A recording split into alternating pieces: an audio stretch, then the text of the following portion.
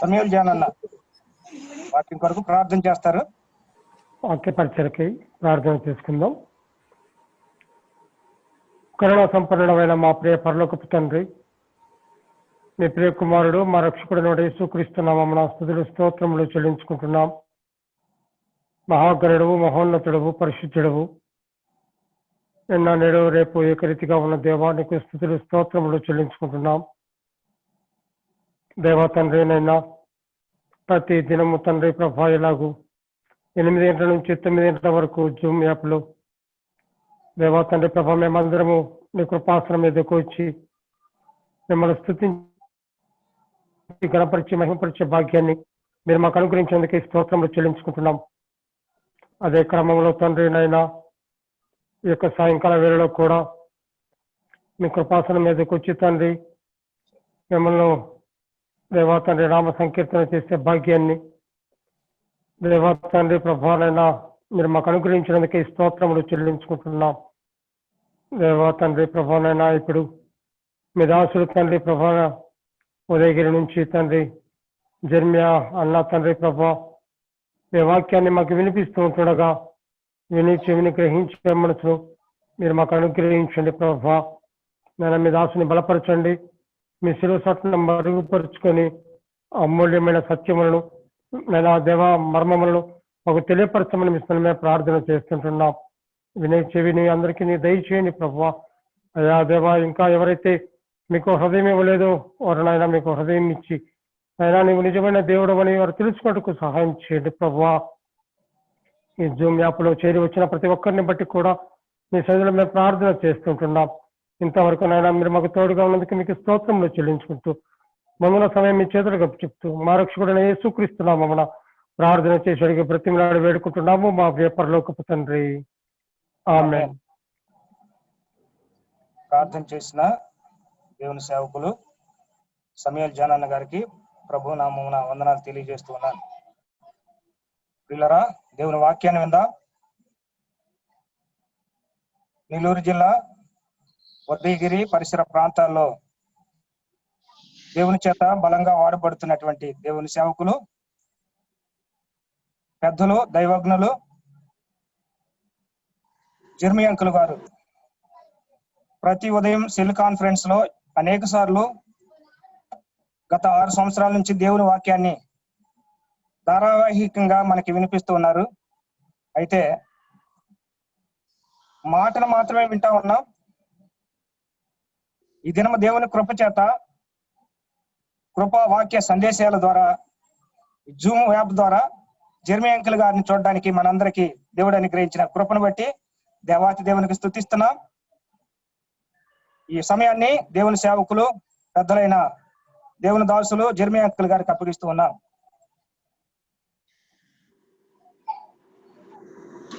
Uncle ప్రారంభించండి. అయ్యా, time ఎంతవరకు? 9 వరకు. టైం ఎంత? 9. మంచిది. 9 గంటల వరకు. దేవునికి స్తోత్రాలు. ఈ జూమ్ కనెక్షన్ లో ఉన్న దేవుని దాసులు, సహోదర సహోదరీలు, ఈ జూమ్ కృపా వాక్యముల యొక్క పరిచర్యకు మరి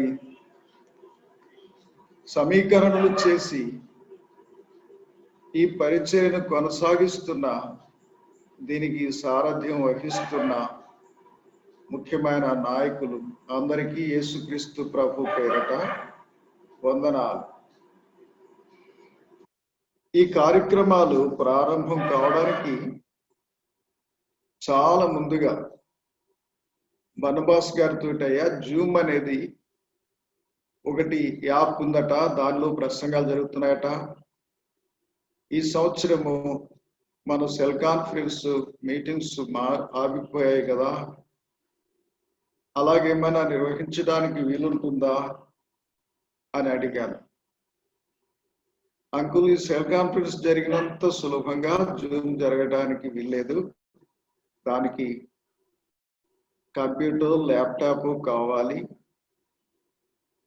అది కొంచెము హై టెక్నాలజీ విషయము అంటూ మాట్లాడాడు. కొన్నాళ్ళు అయిన తర్వాత అంకులు ఇలాగ అవకాశం వచ్చింది. హోస్ట్ ఒక ఆయన ఆర్టీసీ ఆఫీసర్ గారు ఉండేవారు ఇంతకు ముందు చీరాల ఆయన, వారి కుమారుడు శ్రీకాంత్ అని, తర్వాత శామ్యుల్ జాన్ గారు హైదరాబాద్ నుండి వారు ఈ విషయాన్ని నాతో ప్రస్తావించారు. ఇది ప్రారంభించబోతున్నాం, మరి మీ సంగతి ఏంటి అంటే, అయ్యా నేను లాక్డౌన్ అప్పటి నుండి మా స్థానిక సంఘాలకు ఆధ్యాత్మికంగా మాపై ఆధారపడిన వారికి ప్రతిరోజు రాత్రి 7:30 నుండి 8:30 దాకా సెల్ కాన్ఫరెన్స్ పెట్టుకున్నాం. నిత్య కృత్యంగా అది జరుగుతుంది.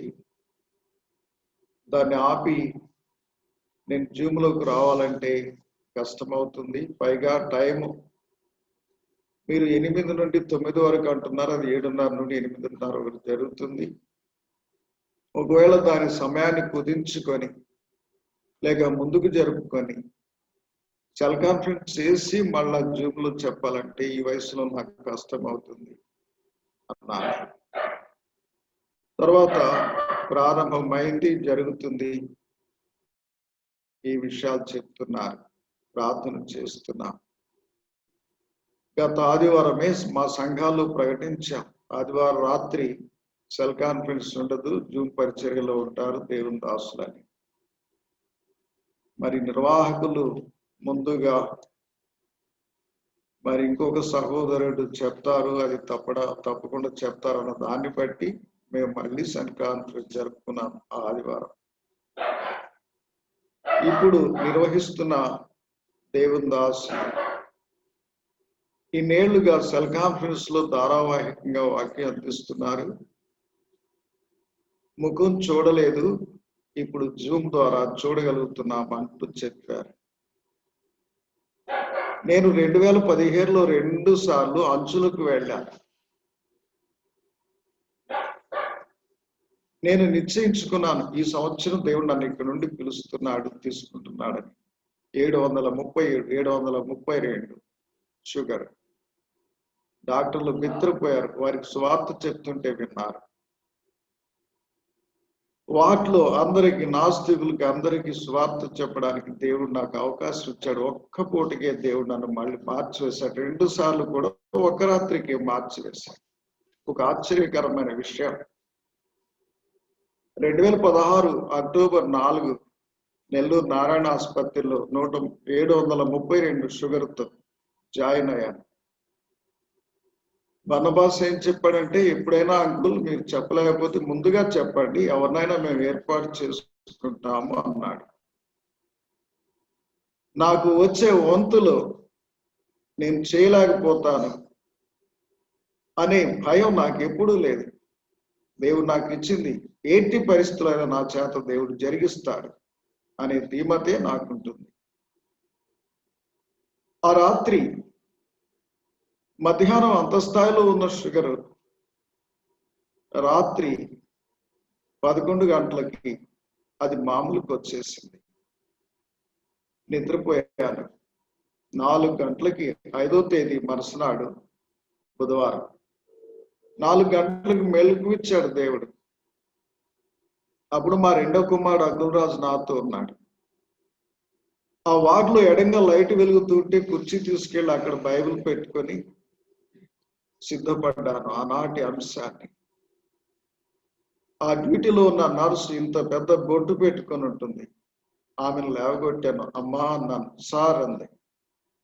ఈ సెల్ చూపిస్తూ, అమ్మా నాకు దేవుడు ఇచ్చిన పరిచర్య ఉంది, ఇప్పుడు 5 గంటలకు నాకు ఫోన్ చేస్తారు అనంతపూర్ నుండి, దీనిలో నేను వాక్యం చెప్పాలి నాయన, నాకు ఒక రూమ్ ఏదైనా చూపిస్తే అమ్మా ఇది దేవుని పని అంటే కళ్ళు నరుపుకొని కాదనలేక, సార్ వాక్యం చెప్పాలా, ఇదిగో ఈ గది ఖాళీగా ఉంటుంది, అది సార్ గది, టేబుల్, ఫ్యాన్, కుర్చీ, లైట్ అన్నీ ఉంటాయి, ఇదిగో తాళం తీసుకున్నారు అండి అంది.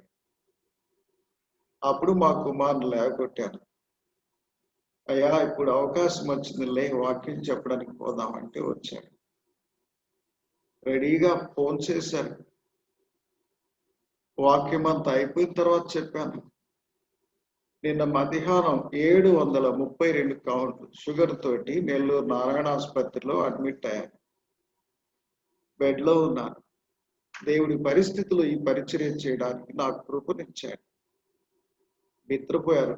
డాక్టర్కి తెలిసింది ఈయన ఆసుపత్రిలో ఉండి కూడా సెల్లో వాక్యం చెప్పాడు. అందువలన నా మీద ఒక ప్రత్యేకమైన అభిమానం. అమరేష్ రెడ్డి అని ఆ ఎండోక్రైనాలజీ యూనిట్ హెడ్, ఆయన హెచ్వాడి. ముందు మధ్యాహ్నం మా ఇద్దరికి వాదన జరిగింది. ఇంతంత పెద్ద చేసుకొని వస్తారండి అన్నాడు. అది ఇప్పుడు చెప్పను, టైం గడుస్తుంది. లాస్ట్ లో చెప్పాడు, సార్ అవన్నీ గాడ్ మిరకల్స్, మేము కూడా ఒప్పుకుంటాం. తర్వాత చెప్పాను, సార్ మీకు ఏ అనుమానం ఉంటే అవి టెస్టులు చేయండి. నాకు ప్రోస్టేట్ మీద అనుమానం ఉంది, చూడండి అంటే. రెండో రోజు డిశ్చార్జ్ చేయడానికి వచ్చా. డిశ్చార్జ్ చేస్తున్నాం సార్ మిమ్మల్ని. అప్పుడు నేను అన్నాను, షేకండ్ ఇవ్వకపోతే చేతులకు మందు పూసుకున్నాను సార్. కాదు సార్ అన్నాడు. నా కుడి చేత ఆయన ఎడమ భుజం తట్టి, దేవుడు నన్ను కనికరించాడు సార్. మీరైనా సార్లైనా మేడంలైనా శ్రద్ధగా చూశారు. త్వరగా డిశ్చార్జ్ అవుతున్నాను. దేవుడు మిమ్మల్ని దీవిస్తాడు అంటే కుడి చేత ఆయన ఎడమ భుజం తడుతూ అంటే, thank you for your blessing sir అని డిశ్చార్జ్ చేశారు. ఈ మధ్య కూడా అక్టోబర్ 12వ తేదీ సెకండ్ సాటర్డే పోయిన సంవత్సరం ఇక్కడ మెడాల్లో చూపించాడు మా రెండో కోడి. HbA1c 14% ఉంది, 6% ఉండాల్సింది. వారు వాటిని నెల్లూరు పంపించారు కంప్యూటర్లో. వాళ్ళకి తలపోయి అసలు మనిషి బ్రతికున్నాడా అన్నారట. వాళ్ళ అకౌంట్ చెప్పిన తర్వాత ఇక్కడ మెడికల్ వాళ్ళు కానివ్వండి, మెడికల్ షాప్ వాళ్ళు కానివ్వండి, అర్జెంటుగా నెల్లూరు తీసుకెళ్ళండి, గుండె తీవ్రమైన నొప్పి వచ్చింది అన్న. సాయంత్రం 5 గంటలు. మా కొడుకు చూస్తున్నాడు. నమ్మకం ఏం అవసరం లేదు, పదయ్య ఇంటికి పోదాంపా, నేను హాయిగా ఉన్నాను, నేనేం చెప్తానో అవి నాకు చేసి పెట్టు, అవి చేసి ఇవ్వు, త్రాగుతారు అంతే. ఈ సంవత్సరము ఫిబ్రవరిలో 5వ తేదీ పోయాం అమరేష్ రెడ్డి గారి దగ్గరికి. టెస్టుల కోసం వెళ్ళాం. ఇంకా ఆపేస్తున్నాను ఈ విషయాన్ని. ఆయన అర్జెంటుగా గుండెకి, కిడ్నీలకి, కంటికి అన్నిటికీ టెస్టులు చేయాలి సార్, రిపోర్ట్లు ఇవ్వాలి అన్నాడు. అవి ఏం చేయించలేదు. మళ్ళీ 10 రోజులకు రమ్మన్నాడు. పోలేదు. మా పెద్ద కుమారుడు, మా పెద్ద కోడలు తీసుకుని ఆమెకి థైరాయిడ్ ఉంది, పోయారట. నాన్నగారు బాగున్నారండి అన్నాడు. నాన్న బాగున్నారు సార్, మేము తిమ్మారెడ్డిపల్లిలో ఉంటాం, బైక్ వేసుకుని మిగతా మా దగ్గరికి కూడా వచ్చారు. అది మార్చిలోనో ఏప్రిల్లోనో జరిగిన సంభాషణ. ఆయన మామూలుడు కాదండి. ఏంటి సార్ 600 700 దాటింటి కూడా మామూలుగా ఉంటాడు, మామూలుగా మాట్లాడతాడు. ఆయన మామూలుడు కాదు సార్. తెలుసు ఆయనకి దైవశక్తిని నడిపిస్తుంది. అది మనల్ని నడిపించాలి. భయపడవద్దు, దేనికి భయపడవద్దు, ఎవరికి భయపడవద్దు. భయపడ్డామా దేవునికే భయపడాలి. యేసు ప్రభు చెప్పాడు, మీ ఆత్మను నశింపచేయక శరీరముని నశింపచేయ వారికి మీరు భయపడకండి. మీ ఆత్మను శరీరమును నిత్య నరకాగ్నిలో శిక్షించగలిగిన వారికి మిగిలి భయపడు.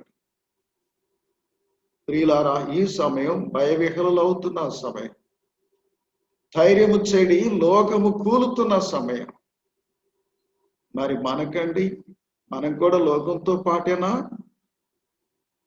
లోకము ఏ భావానికి వెళుతుందో, ఏ భయానికి వెళుతుందో, ఏ తత్రపాటు పొందుతుందో అదేనా మనవి కూడా?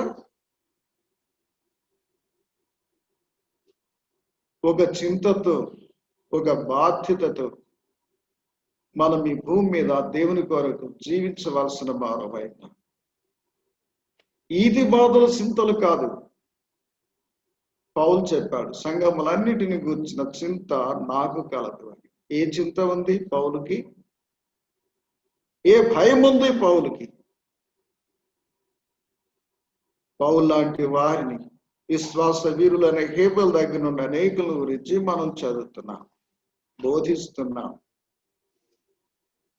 శాసనాలు చేసిన, కట్టడలు చేసిన, సామ్రాజ్యాలను కూడా జయించిన భక్తుల్ని మనం చదువుతున్నాం బైబిల్లో. సెల్ కాన్ఫరెన్స్ లో ఒక శీర్షిక, మొట్టమొదటిది ఆధ్యాత్మిక ఐశ్వర్యం, తర్వాతది ఇశ్రాయేలు ప్రయాణాన్ని గురించి, దేవుని ప్రజల ప్రయాణము, దేవుని పనుల ప్రభావం అనేది జరిగింది. 3 ఏళ్ల పాటు ఆ తప్పుడు సువార్త సత్యము, సువార్త వాక్య సత్యం అనేది జరుగుతుంది. ఆధ్యాత్మిక ఐశ్వర్యం తర్వాత మరొకటి కూడా జరిగింది. అది రెండవది ఏంటంటే అది ముఖ్యమైనది. దేవధిక్కారము, శాసనోల్లంఘనము. దేవధిక్కారం, సామ్రాజ్య చక్రవర్తులు పరలోకపు దేవుడిని ధిక్కరించి శాసనాలు చేస్తూ ఉంటే, దేవుని భక్తులు, అనామకులైన దేవుని భక్తులు వాటిని ఉల్లంఘించి జయించారు. వారు చేసిన శాసనాలు రద్దు చేయబడటానికి వీలు కాదు, కానీ వాటిని నిర్వీర్యం చేస్తూ శాసనాలు రాయడానికి, దైవ ప్రజలకు అనుకూలంగా శాసనాలు రాయడానికి, యెహోవా దేవుడే దేవుడు అని చెప్పి శాసనాలు చేయటానికి, లోకమంతా కూడా ఆ దేవుడికే మొక్కాలనే విధమైన తాకీదులు పుట్టడానికి భక్తిపరులైన దేవుని దాసులు దేవధిక్కారం చేసి శాసనాలు సృష్టించిన సామ్రాజ్యాలను జయించారు, శాసనాలు ఉల్లంఘించి జయించారు. ఇప్పుడు ఉపదేశాలు వింటుంటే వీళ్ళు కూడా తిరోగమనం మార్గంలో ఉన్నారు, బోధకులు కూడా తిరోగమన మార్గంలో ఉన్నారు అనేది అనిపిస్తుంది. నాయన, ఎవరో మీరు ప్రకటన చేసిన వారు దైవజ్ఞుడు, చాలా తప్పు. గొప్ప గొప్ప పదాలు వాడవద్దు. నేనైతే అనామకుడుగా ఉండటానికి ఇష్టపడేవాడిని. నా భక్తి జీవితం 50 ఏళ్ళు నిండింది, సేవా జీవితం 40 ఏళ్ళు నిండుతుంది. నా శరీరానికి 67 సంవత్సరాలు దాటి ఇప్పుడు 68 జరుగుతుంది. ఒకసారి లేచి నిలబడతాను నా ఆఖ్యారం కనబడటానికి. నేను కానీ ఈ భూమి మీద నుండి తీయబడితే ఈ వస్త్రధారణ, ఈ ఆఖ్యారం కలిగి ఉండే దేవుని భక్తులు సంఘాల్లో ఉండరేమో అనిపిస్తుంది. దేవుడు మనం ఏ పాటి వారు మనం చూడటం లేదు. ఆయనతోటి మనం గడిపే భక్తి జీవితపు యొక్క సంబంధ బాంధవ్యాల్లోని మన అంకిత భావాన్ని ఆయన చూస్తాడు. మరొక మాట ఇప్పుడు గుర్తొస్తుంది, 33వ వచనం, 3:33 యోహాను సువార్త చూడండి. అది ఒక హెచ్చరికగా కేవలం చదవాలనుకుంటున్నాను. యోహాను సువార్త 3వ అధ్యాయం 37వ వచనం. మేము రక్షింపబడిన తొలినాళ్ళల్లో 3 మూర్తుల్లాంటి బోధకులు సహవాసంలో ఉండేవారు. డేవిడ్సన్ గారు జంపని, ఎస్ ఆనందం గారు వేటపాలెం, ఎస్ ప్రభుదాస్ గారు ఆయన పులివెందులు అయితే మొదట బళ్ళారిలో ఉండి ప్రభు పనిచేశాడు, నంద్యాలలో స్థిరపడ్డారు. ఆత్మీయ తండ్రులు, వారి ఉపదేశాలు వింటూ పెరిగాం. శ్యాంబాబు గారి తండ్రి వీలుకా గారు కూడా మా ఊర్లో బైబిల్ క్లాసులు చేశాడు, పలకలోని పాఠాలని సంత్రావర్లో. ఇలాంటి గొప్ప దైవజనుల దగ్గర వాక్యం విన్నాం. లూకా గారితో కాదు, కానీ మిగిలిన 3తోటి మీటింగ్స్ లో వాక్య ధ్యానాలు కూడా అందించే అవకాశం మాలాంటి అల్పులకు దేవుడు ఇచ్చాడు. వారి దగ్గర వాక్యం వింటూ పెరిగాము. వారితో కూడా కలిసి వాక్యోపదేశాలు చేయడానికి దేవుని చేత వాడబడుతున్నాడు ఈ బిడ్డ అని వారు ఆనందించడానికి దేవుడు తన కృప చూపాడు. చూడండి 3వ అధ్యాయం 33 యోహాను సువార్త చూడండి. 33, 34 కలిసి ఉన్నాయి. ఆయన సాక్ష్యము అంగీకరించిన వాడు దేవుడు సత్యవంతుడన్న మాటకు ముద్ర వేసి ఉన్నాడు. ఆయన సాక్ష్యం అంగీకరించిన వాడు దేవుడు సత్యవంతుడన్న మాటకు ముద్ర వేసి ఉన్నాడు. ఎలానగా దేవుడు తాను పంపిన వానికి కొలత లేకుండా ఆత్మను అనుగ్రహించి ఉన్నాడు. ఎలానగా దేవుడు తాను పంపిన వానికి కొలత లేకుండా ఆత్మను అనుగ్రహించి ఉన్నాడు. కనుక ఆయన ఎవరు? దేవుడు పంపిన ఆయన దేవుని మాటలే పలుకును. ఈ మాట చదివితే ఆయన యేసుక్రీస్తు మనం కాదు కదా అనవచ్చు. బైబిల్ పరిజ్ఞానం చాలా పెరిగిపోయింది. ఏ విషయంలోనూ మక్కి చెప్పగలిగిన వారి సహవాసంలో ఉన్నారు. ఈ విధంగా ఈ వాక్యాలు ప్రక్కకు త్రోసివేయకండి. ప్రభు విషయంలోనిదే, మరి నీ విషయంలో నా విషయంలో ఎందుకు కాకూడదు? ఆయన పంపబడిన వాడు మొట్టమొదటి అపుస్తలుడు ఆయన.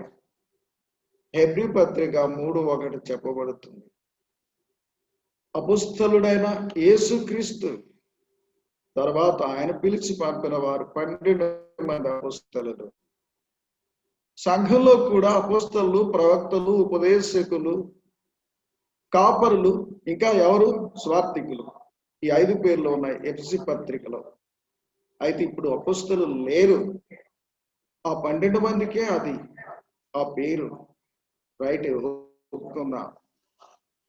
కానీ అపుస్తలను పంపిన వాడే, పరలోకం నుండి పంపబడిన వాడే నిన్ను నన్ను పిలిచి పంపుతున్నాడు. నీకు నాకు ఆత్మనిచ్చాడు, రక్షణ ఇచ్చాడు, ఆత్మనిచ్చాడు. అంతేకాదు అధికారమును, శక్తిని ఇచ్చాడు. లేక శక్తిని ఇచ్చి అధికారం ఇచ్చాడు. లేదా ఇవ్వలేదా? మనలో చాలా మంది దీనిని ఏమంటారో కానీ మా పరిచర్యలో దేవుడు స్పష్టంగా వాటిని చూపిస్తున్నాడు. ఒక మాట చెప్పాల్సి వస్తుంది. అందరూ మూసివేశారు. నెలల కాలం చర్చిలు, సంఘాలు, మైకులు ఆపివేశారు. ఉదయగిరిలో మా ద్వారా జరుగుతున్న పరిచర్య ఈనాడు ఆపబడలేదు. వారంలో 3 రోజులు, ఆది, మంగళ, బుధవారం, ఆది, మంగళ, గురువారం ఉదయకాలం గంట సేపు ఊరంతా, పట్టణం అంతా చుట్టూ తిరిగే వాళ్ళంతా వింటూ ఉంటారు. మారు మోగిపోతూ ఉంటుంది. ఎత్తులో మేము మైకులు కట్టాం. ఆరాధనలు జరుగుతున్నాయి. ఈ ముఖం చూస్తే ఈయన కదా చెప్తుంది. సార్ మీరే కదా చెప్తుంది, మేము వింటున్నాం. వాళ్ళు ఎవరైనా కావచ్చు, ఆఫీసర్లు కావచ్చు, వ్యాపార వర్గాలు కావచ్చు, ఎవరైనా కావచ్చు. మన ముఖం చెల్లాలి. దేవుని పక్షంగా మనమున్న చోట మన ముఖం చెల్లాలి. ఇదే దేవుని దాసులతో ముఖ్యంగా నేను చెప్తున్న విషయం. ఆయన కొలత లేకుండా ఆత్మనిచ్చి, ఆత్మను అనుగ్రహించి పంపాడు. అందుచేత దేవుడు పిలిచి ఏర్పరిచి ఆత్మనిచ్చి పంపిన వాడు ఎవరి మాటలు పలుకుతాడు? అధికారుల మాటలా? దైవ వ్యతిరేకంగా చేయబడుతున్న చట్టమా? దేవుని మాటల? ఇలాగైతే ఆనాటి అపుస్తలులు యోహాను, పేతురు ఏం చెప్పాలి? వాళ్ళు ఏమి చెప్పారు? మీ మాట వినుట, దేవుని మాట వినుట కంటే మీ మాట వినుట దేవుని దృష్టికి న్యాయమా? మీరే చెప్పండి అన్నారు. మేము ఎవరి మాట వినాలి? దేవుని మాట వినుట కంటే మీ మాట వినుట దేవుని దృష్టికి న్యాయమా? మీరే చెప్పండి అన్నారు. మరి వాళ్ళు ఏమన్నారు తర్వాత? ఇది ఈనాడు మనకు గుర్తులేదా? దేవుడు పంపిన వాడికి కొలత లేకుండా ఆత్మనిచ్చాడు, అందుచేత అతడు దేవుని మాటలే పలుకుతాడు అనేది గుర్తులేదా? వదిలిపెడదాం, ఇంకా వాక్యానికి వెళ్దాం. చూడండి, ఇవి హెచ్చరిక మాటలు. 46వ కీర్తన 7వ వచనం నుండి 10వ వచనం వరకు చదువుతున్నాం. ఈరోజు ఇది చదివిన తర్వాత ఏది మొదలవుతుందో, ఉపదేశాలకు ఏది ప్రారంభం అవుతుందో అది చెప్పబడుతుంది. 46వ కీర్తన 7వ వచనం నుండి 10వ వచనం వరకు. సైన్యములకు అధిపతియగు యెహోవా మనకు తోడై ఉన్నాడు. యాకోబు యొక్క దేవుడు మనకు ఆశ్రయమై ఉన్నాడు. యెహోవా చేసిన కార్యములు వచ్చి చూడండి. ఆయనే భూమి మీద నాశనములు కలుగజేయవాడు. ఆయన భూదిగంతముల వరకు యుద్ధములు మాన్పువాడు, విల్లు విరచువాడును పల్లెమును తెగనరుకువాడును ఆయన. యుద్ధ రథములను అగ్నిలో కాల్చివేవాడు ఆయన. ఊరకుండుడి, నేనే దేవుడిని తెలుసుకొనుడి. అన్ని జనులలో నేను మహోన్నతుడు నాగుదను, భూమి మీద నేను మహోన్నతుడు నాగుదను. 11వ వచనం కూడా 7వ వచనం వెళ్ళండి. అందువల్ల 11వ వచనం వదిలిపెట్టాను. ఏమని? యెహోవా సైన్యములకు అధిపతి, సైన్యములకు అధిపతి యెహోవా మనకు తోడై ఉన్నాడు. యాకోబు యొక్క దేవుడు మనకు ఆశ్రయమునై ఉన్నాడు. ఇప్పుడు ఒక వచనం పాట గుర్తొస్తుంది. కోటయునాశ్రయమునై యాకోబు దేవుడుండగా, వేటికింకా వెరువలయు నెబుడు నాకు పండుగ. కోటయునాశ్రయమునై యాకోబు దేవుడుండగా, వేటికింకా వెరువలయు నెబుడు నాకు పండుగ. అభయం అభయం అభయమేపుడానందమానందమానందమౌగా, దేవుడే నాకు ఆశ్రయంబు దివ్యమైన దుర్గము, మహావినోదుడాపదలు సహాయుడై నన్ను బ్రోచును. ఆనాటి దేవుడు ఈనాటికైనా దేవుడే. ఆయన అనాది మధ్య లయుడు, సర్వము తానైన వాడు. ఈ భారతీయ కవులు లేకపోతే తాత్వికులు, దైవ అన్వేషణలో ఉన్నవారు సత్యాన్ని తెలియకపోయినా వారు కొన్నిసార్లు కొన్ని పలికారు.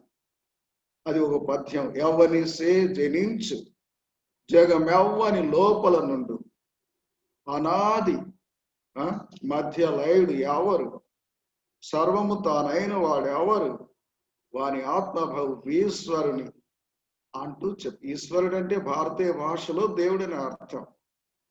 హిందీలోకి పోతే క్రీస్తు ప్రభుని కూడా ప్రభు యేసు మసీకి అంటూ ఈశ్వర్ అంటారు. ఏకేశ్వరుడు అంటే మహేశ్వరుడు కాడు, విశ్వేశ్వరుడు సర్వేశ్వరుడు, చంద్రశేఖరుడైన మహేశ్వరుడు కాడు. ఆ పదానికి వెళ్తే ఈశ్వరుడు గంగను ఎత్తిన జంగమయ్య అనే వరస ఉంది. ఇవన్నీ కూడా తెలియని వాళ్ళు తెలిసిన వాణ్ణి కూడా మర్చిపోయి ఆయన ప్రక్కన పెట్టి ఆయనకు సమీపంగా పదజాలాలతో పొందుపరిచిన వాటిని సమాజానికి అప్పగించారు. కానీ యేసుక్రీస్తు ప్రభుని గురించిన ప్రత్యేకమైన విషయాన్ని బయలుపెట్టలేకపోయారు. దేవునిగా ఆయన ఎరిగి కూడా దేవునికి ఆయన మహిమపరచలేకపోయారు.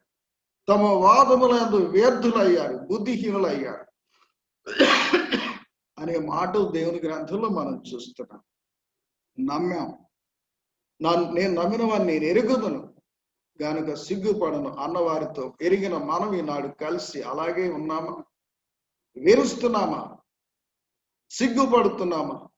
దేవుని సత్యాన్ని తేటగా, సూటిగా, గట్టిగా చెప్పడానికి నిర్మోహమాటంగా, నిస్వార్థంగా, నిష్పక్షపాతంగా, నిష్కర్షగా చెప్పడానికి వెరుస్తున్నామా? చూడండి, చదువుకున్న వాక్యంలోకి వెళ్దాం. 9 గంటలకు ఖచ్చితంగా ముగించాల్సిన అవసరం ఉంది. దేవుడు సర్వసృష్టికి మూలాధారం, కలిగి ఉన్నదేది ఆయన లేకుండా కలుగలేదు. చెడు తప్ప మంచి అంతా ఆయన చేసిందే. మనం బైబిల్లో ఎరుగుతున్న సత్యం అది. అయితే సృష్టికర్త అయిన వాడు, ఆయుష్కర్త అయిన వాడు, రక్షణకర్త అయిన వాడు, నిరీక్షణకర్త అయిన వాడు, నిత్య సంరక్షణకర్త అయిన వాడు ఆయనే లయకర్త కాదా? ఇప్పుడు 8వ వచనం 46 కీర్తన 8. యెహోవా చేసిన కార్యములు వచ్చి చూడుడి, ఆయనే భూమి మీద నాశనములు కలుగజేయవాడు. దీనికి ఒప్పుకుంటామా లేదా? చాలాసార్లు క్రైస్తవుల్లో కనబడుతున్న ఊత పదం వినబడుతుంది. ఏదైనా ఒక మనిషి వరుస తప్పిపోతే, ఆమె వలన అతని వలన ఏదో ఒక కీడు వస్తూ ఉంటే మాట్లాడేవాళ్ళు సైతానుడు చేసిన పని, సైతానుడు చేసిన పని. ఏం చేశాడు సైతానుడు? ఏం చేశాడు సైతానుడు? నీ దగ్గర ఏ విధమైన లోపబుద్ధి లేకపోతే దేవుడు నిన్నేమైనా చేయగలడా? నన్నేమైనా చేయగలడా? నేను 50 ఏళ్ళు ఈ భూమి మీద విశ్వాసిగా ఉన్నాను. మూతి మీద మీసాలు రాకముందు ప్రార్థన్నాను. మరి నన్ను ఏ రంగంలోకి ఏడవలేదే సాతానుడు? నన్ను ఏ రంగంలోనికి, ఏ గొడవలోనికి, ఏ భ్రమలోనికి, ఏ ఆరాటంలోనికి ఏడవలేదే? దేవుని సంబంధమైన పోరాటంలో నా వ్యక్తిగతమైనదైనా, కుటుంబపరమైనదైనా, సంఘపరమైనదిగా అయినదైనా ఏదో ఒకనాడు అది ఒడ్డుకు చేరుతుంది, కానీ రేపు కాలేదే. మన దగ్గర బుద్ధిపూర్వకమైన లోపం లేకుండా సైతానుడు ఏమి చేస్తాడు? ఒకవేళ దేవునితో సంవాదం పెట్టుకుంటే యోబు లాంటి వారి విషయంలో అతని ఆస్తులన్నిటిని, అతని కుటుంబాన్నింటిని దేవుడు అవకాశం ఇస్తే కాజేశాడు. అతని శరీరం మీద అధికారం ఇవ్వలేదు. అతనికి ఏం నొప్పి తగిలింది అన్నట్టు మాట్లాడితే అతని శరీరం మీద కూడా నీకు అధికారం ఇస్తున్నాను, అతని ప్రాణం మీద ఇవ్వను అన్నాడు. ఏమి చేశాడు? రెండోసారి పోయి చేయాల్సిందంత చేశాడు. భార్యనొక్కదాన్ని ఉంచాడు. ఆమె చేత సలహా చెప్పించాడు. ఇంకా నువ్వు నీ యథార్థతను విడవుకున్నావా? ఒక్కసారి దేవుని దూషించి మరణం కమ్మని మంచి సలహాలాగా చెప్పించాడు. ఆయన ఏమన్నాడు? ఆమెను దూషించలేదు. మూర్ఖురాలు మాటలాడినట్లు నీవు మాట్లాడతాడు. ఆమె భక్తి కలిగింది, నిజమైన సహకారి, భర్తతోటి సముజ్జిగా అడుగులేసుకుంటూ నడిచిన ఆమె. కాకపోతే ఆయన పడుతున్న పాటలు చూడలేక, వేదన చూడలేక, అంత మంచి భక్తిపరుడు, అంత మంచి ఉదారత హృదయం కలిగిన వాడు, అంత మంచి భర్త, అంత మంచి తండ్రి ఈ విధంగా అయిపోతే ఆమె ఓరవలేక, దేవుడు అయ్యా, దేవుడు మరి ఇంత పరిస్థితుల్లో కూడా నేను కనికరించలేదు అనే భావం ఆమెకు వస్తే ఇప్పుడు పనిచేసాడు వాడు. ఆమె ఆ బుద్ధి మెతకదాన్ని బట్టి ఇప్పుడు పనిచేశాడు. నీవన్న చెప్పు మా దేవుని దూషింపమని. ఆ భార్య బ్రతికి ఉంది. వారిద్దరే కలిసి కాపురం చేశారు. మళ్ళీ 10 మంది సంతానం, రెట్టింపు ఆస్తులు, ఐశ్వర్యం. ఆమె భక్తిపరురాలు. ఈ మాటను బట్టి, ఈ మాట మాట్లాడటానికి అతడు ఉంచాడు. అతని ప్రాణం మీద అధికారం ఇవ్వలేదు, కానీ ఆమెను గురించి ఏం చెప్పలా దేవుడు. ఇప్పుడు ఆమెను వాడుకోవచ్చు వాడు. ఆమెకి భర్తను చూసి వారవలేని పరిస్థితి ఏర్పడితే ఆ మాట చెప్పాడు వాడు. మూర్ఖురాలు మాటలాడినట్లు నీవు మాట్లాడతగునా? ఎవరో మూర్ఖురాలు మాట్లాడే మాట్లాడమ్మా, నువ్వు మాట్లాడవచ్చా? దేవుడు అవకాశం వేయకుండా అపవాది మన మీదకి రాలేడు. భక్తిహీనులు అయితే అతడికి అవకాశం వస్తుంది. భక్తిహీనులు అయితే దేవుడు అవకాశం ఇస్తేనే వాడు ఏమైనా చేయగలడు. ఆడలేక మధ్యలో ఓడు అన్నట్టుగా నోరు తెరిస్తే క్రైస్తవులు సైతాను మీదకి వెళ్తారు. తమ లోపాలు చూసుకోరు, తమ పాపాలు చూసుకోరు, తాము ఎక్కడ తప్పుటడుగేస్తున్నాము, ఉపదేశంలోనూ, విశ్వాసంలోనూ, విధి విధానంలో ఎక్కడ తప్పుటడుగు వేస్తున్నాము అది చూసుకోరు. భూమి మీద నాశనములు కలిగించేవాడు ఎవరు? భూమి యొక్క సర్వ సంపూర్ణతకు ఆధారమైన వాడు. భూమి మీద సమస్త సంపదలను అవి ఘనీభవించినట్లు సృజించిన వాడి. మనిషి కంటే ముందు భూమి మీద సమస్త సంపూర్ణతను సృష్టించి పెట్టిన వాడి. భూమి మీద నాశనములు కలుగుతాయేవాడు. ఎందుకు నాశనం చేస్తాడు? సృష్టించడం ఆయన పనేనా? నశింప చేయటం ఆయన పనేనా? ఇంకేం పని లేదా ఆయనకి? ఆడించుచున్నావు బొమ్మలాగా అంటూ దేవుణ్ణి నిందిస్తూ పాటలు పాడినట్టనా? చెప్పండి. దేవుడు ఆటల మనిషి కాదు. ఇవంతా కూడా దేవుని యొక్క సంకల్పానికి దేవుడు సర్వజ్ఞుడు. ఆయన సంకల్పించి పెట్టిన వాటికి మానవుడు నియమించిన మార్గంలో, నిర్దేశించిన మార్గంలో ఉండవలసిన ఏదే తోటలో ఉండాల్సిన విరీతిగా మానవుడు ఉండలేకపోయాడు. పరలోకము నుండి త్రోసివేయబడిన వాడు భూమి మీద సంచరిస్తున్నాడు. వాడు ఏదేం తోటలోకి వెళ్ళగలడు, పరలోకపు దేవుని దగ్గరికి కూడా వెళ్ళగలడు. అపవాది నువ్వు ఎక్కడి నుంచి వచ్చావంటే భూమి మీద అటు ఇటు సంచరిస్తూ ఇక్కడికి వచ్చానని చెప్తున్నాడు. యోబు గ్రంథంలో ఆ మాటలు ఉన్నాయి. ఇలాగా పడద్రోయబడిన వాడు సంచారి అయ్యాడు. అతని ప్రమేయంతోనే మనుషులు శోధింపబడి వేధింపబడి అవిధేయుల ఆజ్ఞ మీరు పాపం చేశారు. ఇద్దరిని ఆశీర్వదించాడు దేవుడు జత చేసి, ఇద్దరికి శాపం పెట్టాడు దేవుడు. సాతానుడికి, అపవాదికి, సర్పానికి పెట్టాడు, ఆదాము పెట్టాడు, హవ్వకు పెట్టాడు. దేవుడు ఆశీర్వాదం పలికేవాడు. ఆయన నోట శాపాన్ని కూడా శపించుటను కూడా పలికాడు.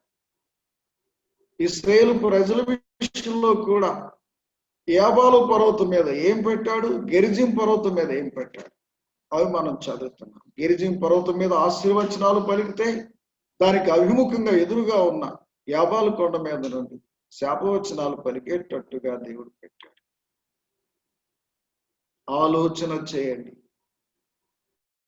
ఆశీర్వాదమునకు వారసులమగుటకు దేవుడు మనల్ని పిలిచాడు. శాపం నుండి క్రీస్తు యేసునందు విమోచించాడు. లోకంలో మనల్ని పరలోకపు వాసులుగా, పౌరులుగా ఉంచాడు. ఈ లోకాన్ని సృష్టించిన దేవుడు, తన మహత్తు గల మాట చేత సృష్టించి నిర్వహిస్తున్న దేవుడు, ఈ లోకములో నాశనములు కలుగు చేయవాడు. దీన్ని మర్చిపోవద్దు. యెహోవా చేసిన కార్యములు వచ్చి చూడుడి. ఎవరి కొరకు నాశనాలు చేస్తున్నాడు. కృపాసత్య సంపూర్ణుడా, సర్వలోకానికి సృష్టికర్తవు అంటూ పాట రాశాడు ఒక ఆయన. ఐగుప్తులను నాశనం చేయడం దానిలో రాస్తే కృపాసత్య సంపూర్ణుడని ఎట్ట పెడతాడు పల్లవి అని నా మనసు ఆ పాటను శంకించింది. మహాశక్తి సంపన్నుడా పెట్టుకో. కృపాసత్య సంపూర్ణుడా అంటే ఆ పదం సర్వలోక ప్రజలకు తన కృపా సత్యమును అందించడానికి వచ్చిన క్రీస్తు ప్రభువుకు సంబంధించింది. ఆయన తీర్పు చేయడానికి రాలేదు, నాశనం కలిగించడానికి రాలేదు. మంచి వాళ్ళను ముద్దు పెట్టుకొని చెడ్డవాళ్లను శిక్షించడానికి రాలేదు. దుష్ట శిక్షణ, శిష్ట రక్షణ చేయడానికి రాలేదు. పాపులను రక్షించుటకు పరలోకం నుండి పంపబడ్డాడు. రక్షణ విషయమై తాను ఎంత శిక్ష పొందాలో అనుభవించాడు. అప్పుడు ఆయన నాశనాల్లో ఉన్న మనుషులను ఉద్ధరించాడు. యేసుక్రీస్తు ప్రభు జన్మించకపోవడం, ఆ పాలుతేనెలు ప్రవహించే దేశంలో ఉన్న మనుషుల యొక్క అన్ని అవలక్షణాలు లేక వారికి ఉన్న వైకల్యాలు, వికలాంగులు ఉన్నారు, దురాత్మ పీడితులు ఉన్నారు, దీర్ఘకాలిక వ్యాధిగ్రస్తులు ఉన్నారు, ఏవేవో ఒరుకులు ఉన్నాయి. యేసు ప్రభు మేలు చేస్తూ సంచరించాడు. ఆయన శిలువకి ఎక్కబోయే సమయానికి ఊస చేయువాడు లేడు, ముక్కిడివాడు లేడు, చెవిటివాడు లేడు, దురాత్మ పీడితులు లేడు, దీర్ఘకాలిక వ్యాధిగ్రస్తుడు లేడు. ఆయన సంచార దినములలో అందరినీ శుభ్రపరుచుకుంటూ సర్వాంగ సుందరంగా చేసుకుంటూ వారి సమస్యలని పరిష్కరిస్తూ వచ్చాడు. ఎవరికి ఏ విధమైన ఒరుకులు లేవు, అంగవైకల్యత లేదు, పీడితులు అనేవారు విడిపించబడ్డారు. యేసుక్రీస్తు ప్రభు శిలువకెక్కేటప్పుడు ఆయన పక్షంగా ఎవరు మాట్లాడలేదు. పిడికలు బిగించి పళ్ళు కొరికి సిలువ వేయము, సిలువ వేయము అన్న వారిలో ఆయన వలన బాగుపడిన ఊస చేయవాడు కూడా పిడికలు బిగించి కేక వేసిన వాడే, ముక్కిడివాడు కూడా ధారాళంగా నోరు తెరిచి పలికిన వాడే. అది వారికి తెలియదు, ఆయనకి తెలుసు, వారికి తెలియదు. తండ్రి వీరేమి చేయించున్నారు, వీరు గారు వీరిని క్షమించమని ప్రార్థన చేశారు. ఆ ప్రార్థన విని దొంగ యేసు, నీ రాజ్యంలోనికి నీ వచ్చినప్పుడు నన్ను జ్ఞాపకం చేసుకోమన్నాడు. నేడు నీవు నాతో కూడా పరదేశంలో ఉందో అని చెప్పాడు. రక్షించాడు. ఆయన శిక్ష అనుభవిస్తూ ప్రాణం పెడుతూ కూడా రక్షించాడు. మరి ఆయన మరణాన్ని జయించి తిరిగి లేచి సర్వలోక రక్షకుడుగా ప్రకటితమవుతున్నాడు. ఆయన మృత్యుంజయుడు. ఆయన సజీవుడు, జగమెరిగిన చరిత్ర చెప్తున్న సత్యం. పాపుల రక్షకుడు ఎవరు? పరలోక ప్రదాత ఎవరు? ప్రజలందరికీ, ప్రపంచ ప్రజలందరికీ ప్రభు ఎవరు? యేసుక్రీస్తు. అందరికీ ఈ ప్రశ్నలు వేస్తే లోకం చెప్పగలిగింది, వేలు పెట్టి చూపించగలిగింది యేసుక్రీస్తు ప్రభునే. మరి ఎవరినైనా చూపించడానికి అవకాశం ఉందా? తలతిక్క వాళ్ళు తలతిక్క ప్రయత్నాలు ఎన్నో చేస్తున్నారు. మన దేశీయుల విధానం ఎలాగుందంటే, చేసుకొని భుజం మీద పెట్టుకున్న బొల్లెద్దును బలమైన ఎద్దుతో బండి లాగటానికి పోటీ పెట్టే అంత అమాయకంగా ఉన్నారు. అది వీళ్ళ దగ్గర స్పష్టంగా అర్థమవుతున్న మూఢత్వం. అరే, మనం చేతులతో చేసుకుని భుజాల మీద ఎత్తుకొని ఎగురుతున్నదిరా, ఇది బొల్లెద్దురు అనేది తెలియట్లేదు.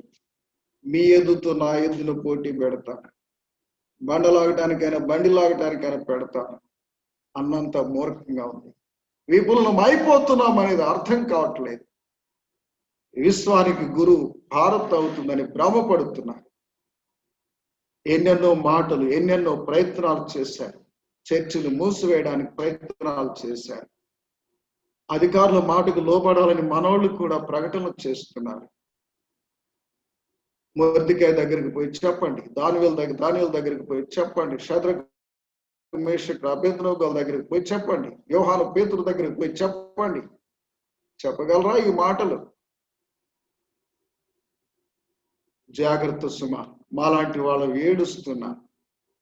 ఇవన్నీ వస్తుంది విశ్వాసం పాడైపోవటానికి, సంఘాలు కొడిగట్టడానికి అని. ఈ సమయంలో నేను తెగించి చెప్పాల్సి వస్తుంది. ఢిల్లీ గొడవ కానీ ముస్లింకు లేకపోతే ఎప్పుడు భారత ప్రభుత్వం మెడలు వంచి ఉండేవాడు. ఎవడికుంది ఆ ధైర్యం? క్రైస్తవులకి. అలంకార ప్రసంగాలు చేస్తున్నారు, అసలైన ప్రసంగాలు కోలేకపోతున్నారు. భయపడవద్దు. భూమిని సృష్టించిన వారు, భూలోకంలో నాశనాలు కలుగు చేసేవారు. నీకు నాశనం కాదు, నాశనం నుండి నిన్ను తప్పించాడు. యేసుక్రీస్తు ప్రభు నమ్మని వాడు నాశనం క్రింద ఉన్నాడు. ఆయన నశించి మరణాన్ని నశింపచేశాడు, నాశనం నుండి విడిపించాడు. ఆయన నశించాడనే మాట బైబిల్లో ఉంది.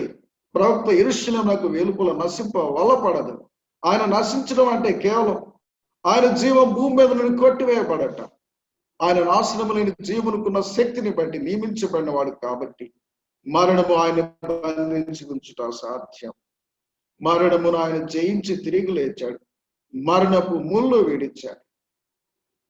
మరణ మారి కరోను కరుణమూర్తి క్రిస్తేను, మరణ ముళ్ళు విరిచి లేచెను,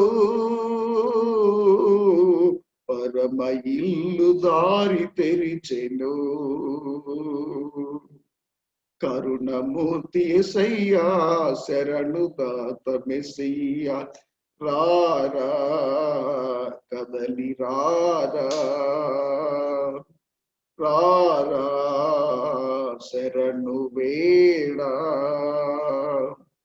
రారా ప్రభుని చేరా, రారా పరము చేరా. మరణమారి కరుణమూర్తి క్రిస్తే. భయపడవద్దు, నాశనములు కలిగించేవాడు ఆయన. ఆయన నిన్ను రక్షించాడు, నీకెందుకు భయం? లోకం మీద నాశనాన్ని ఎందుకు కలుగు చేస్తున్నాడు? ఇశ్రాయేలును సంరక్షించిన దేవుడు ఐగుప్తులను సంహారం చేశాడు. ఈ విషయాలని వెరుగున బోధలు చేస్తున్నాం. ఇశ్రాయేలు సంరక్షకుడే ఐగుప్తుల సంహారకుడు. హెబ్రీల విడుదల కోసం ఐగుప్తుల ప్రథమ సంతానాన్ని సంహరించాడు. ఒక్క మేఘం వారికి వెలుగిచ్చింది, వీరికి చీకటిచ్చింది. లోకంలో జరిగే ఉపద్రవాలు ఏమైనా కావచ్చు, నమ్మిన వారు భయపడాల్సిన పని లేదు. వీటి వరుస తర్వాత వింటాం. దేవుడు అవకాశం ఇస్తే ఎప్పుడు ఏ నాశనం కలుగు చేస్తాడు. అప్పుడు దేవుడు ప్రజలు ఆయన నమ్మిన వారిని ఎలా కాపాడాడు, ఇప్పుడు మనల్ని ఎలా కాపాడుతున్నాడు, ఎలా కాపాడుతాడు, ఈ విషయాల తర్వాత విందాం అవకాశం వస్తే. యేసుక్రీస్తు జగజ్జనకుడు, జగతికి జనని లేదు, జనకుడు. యేసుక్రీస్తు జగదేక విజయుడు. ఆయన తప్ప మరొకడు జయించిన వాడు లేడు. మూడో మాట, యేసుక్రీస్తు జగద్ రక్షకుడు. ఆయన తప్ప రక్షించేవాడు మరొకడు లేడు. ఆయన అద్వితీయ రక్షకుడు, అద్వితీయ కుమారుడు. యేసుక్రీస్తు ప్రభువును గురించి మాట్లాడాల్సింది సూటిగా, తేటగా, ధైర్యంగా మాట్లాడలేకపోవడంలో ఉన్న బలహీనత ఏంటి? ఆయన పిలిచిన వాడికి, ఆయన పంపిన వాడికి కొదవ లేకుండా ఆయన ఆత్మనిచ్చాడు. అతడు దేవుని మాటలే పలుకును. మనుషుల మాటలు మనం కూడా కొన్నిసార్లు జ్ఞాపకం చేస్తాం. ఎందుకంటే ఆ మాటలు సరికానివి అనే దానికోసమే జ్ఞాపకం చేస్తాం. ఇప్పుడు పాడిన పాటలు ఈ వెంకయ్యనాయుడు గురించి ఒక మాట కూడా వాడేమో సోది చెప్పాడు, మెస్సియా అని చెప్పాడు. ఆ మాటలు మీకు అందరికీ తెలుసు. మెస్సియా అంటే వెంకయ్యనాయుడు కొంత తెలుసు. ఆ మెస్సియాని, ఈ మోదీ అని చూపించి మస్కా కొట్టడానికి మాట్లాడాడు. జాగ్రత్త సుమ. యేసుక్రీస్తు ఎవరు కాదు. ఆయనే. ఆయన రాబోతున్నాడు. నన్ను నిన్ను రక్షించిన ఆయన తీసుకెళ్ళడానికి రాబోతున్నాడు. ఈ లోకపు ఉపద్రవాల నుండి తప్పించగలడు. ఊర్ధలోకానికి ఆయన యోద్ధకు చేర్చుకోగలడు. విశ్వాసం పోగొట్టుకోకుండా ఉండండి. దేవుని పరిచర్యలో, సంఘాలలో గురి తప్పిన వారిగా, గాలిని పోట్లాడుతున్న వారుగా కాక, అవసరమైన ఉపదేశాలు దేవుడి దగ్గర మోకరించి ప్రార్థించి పొంది అందించేవారు అవుతాం. ఈ పరీక్షా సమయంలో మనపై ఆధారపడిన దేవుని బిడ్డలను వారిని ఒడ్డుకు చేర్చు. మన పరిచర్యను దేవునికి ఇష్టమైందిగా, సంఘాలకు అది పోషణార్థమైందిగా వారిని విశ్వాసమందు స్థిరపరచడానికి ఆశిద్దాం. మీరు స్థిరముగా నిలిచినడల మేమును బ్రతికినట్టే అన్న పౌలుతో పాటు ఈనాటి విశ్వాసులను స్థిరముగా నిలుపుకోవడానికి మన పరిచర్య స్థిరంగా సరిగా చేద్దాం. అందరికీ వందనాలు. టైం అయిపోయింది. దేవుడు మరలా నాకు అవకాశం ఇస్తే నాశనాలు ఎప్పుడు ఏమి కలిగించాడో అప్పుడు దేవుని పిల్లల్ని ఎలా కాపాడాడు అవి వరుసగా చూస్తాం. నాశనములో నుండి తప్పించే దేవుడు, జీవాధిపతి మన దేవుడు. నమ్మండి, నమ్మకంగా జీవించండి. ఆయన కృప చేత ఈ భూలోకం నుండి పరలోకానికి చేర్చబడడానికి తగిన యోగ్యత పొందండి. వందనాలు.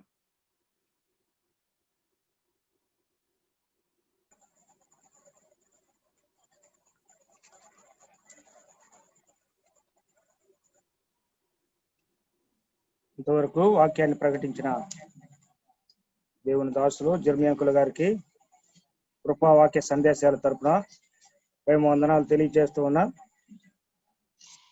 అంకులు అనేక సంవత్సరాల నుండి కాన్ఫరెన్స్ పరిచర్యలో వాక్యాన్ని వినిపిస్తూ ఉన్నారు. ఈ దినము ముఖాముఖిగా చూడడానికి, దేవుని వాక్యాలు, సందేశాలు వినిపించడానికి దేవాతి దేవుడు మనందరికీ అవకాశాన్ని ఇచ్చాడు. శరీరం బలహీనమైన ఆత్మ సిద్ధం, ఆత్మ ప్రేరేపణతో దేవుని వాక్యాన్ని అందించిన దేవుని దాసులకు మరోసారి ప్రేమ వందనాలు తెలియజేస్తూ ఉన్నాను. ప్రార్థనతో ఈ పరిచర్యను ముగించుకున్నాం. ముగింపు ప్రార్థన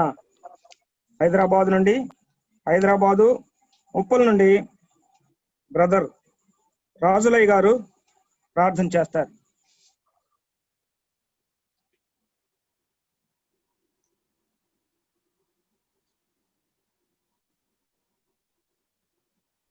అందరు కళ్ళు మూసుకున్నట్లయితే ప్రార్థన చేసుకున్నాం. అందరికి వందనాలన్నా. దయగల తండ్రి, కృపగల దేవుడా, ప్రేమమయ, శ్రేష్టమైన ఘనమైన ప్రశస్తమైన పాదములకు స్తుతులు, స్తోత్రములు, వందనాలు చెల్లిస్తున్నాం. నీ దాసుని నిలబెట్టుకొని దేవనైన అమూల్యమైన మూటలు మా హృదయాలకు వినిపించిన విధానం బట్టి కూడా స్తుతులు, స్తోత్రములు, వందనాలు చెల్లిస్తున్నాం తండ్రి. ఈ యొక్క జూమ్ మీటింగ్ లో ఉంటున్న ప్రతి ఒక్కరికి ప్రార్థన చేస్తున్నాం తండ్రి. మా శ్వాస జీవితంలో బలపరచును తండ్రి, సహాయం చేయండి తండ్రి. ఈ విధముగా ప్రభా తండ్రి నాయన అయా దేవ, ఈ రాత్రికాల సమయంలో దేవనైనా ఈ మాటలు మా హృదయాలకు మీ దాసుని ద్వారా మాకు వినిపించిన విధానం బట్టి కూడా స్తోత్రములు వందనాలు చెల్లించుకుంటున్నాం తండ్రి. మా దేవుడు, మా ప్రభు, మా రక్షకుడు తండ్రి, మా కోసం ప్రాణం పెట్టి తిరిగి లేచిన పరిశుద్ధమైన తండ్రిని, గొప్ప దేవుని ఈ రాత్రి కాల సమయంలో చల్లని వేళలు జ్ఞాపకం చేసుకునే కృపను అనుగ్రహించినందుకు వందనములు చెల్లించుకుంటున్నాం. ఆయన మీ ప్రేమ ఎంతో గొప్పది తండ్రి. అయా తలోనుడు రక్తమునుడు 10,000 మందిలో గుర్తింపదగిన పుణ్య ప్రభుని జాలిగల తండ్రిని రాత్రి కాల సమయంలో స్తుతించి గణపరిచి మయంపరిచే కృపను మాకు అనుగ్రహిస్తున్నందుకు వందనములు చెల్లించుకోవచ్చు. ఇంతవరకు ప్రభా నీ ప్రేమను మా పట్ల కనపరిచినందుకు వందనములు చెల్లించుకోవచ్చు. అయా మా ప్రియుడు, మా రక్షకుడైన యేసుక్రీస్తునామమున స్తుతించి గణపరిచి ప్రార్థించి వేడుకొనుచున్నాం తండ్రి. ఆమేన్. అందరికి వందనాలు బ్రదర్. ప్రార్థన చేసిన సహోదరులు రాజు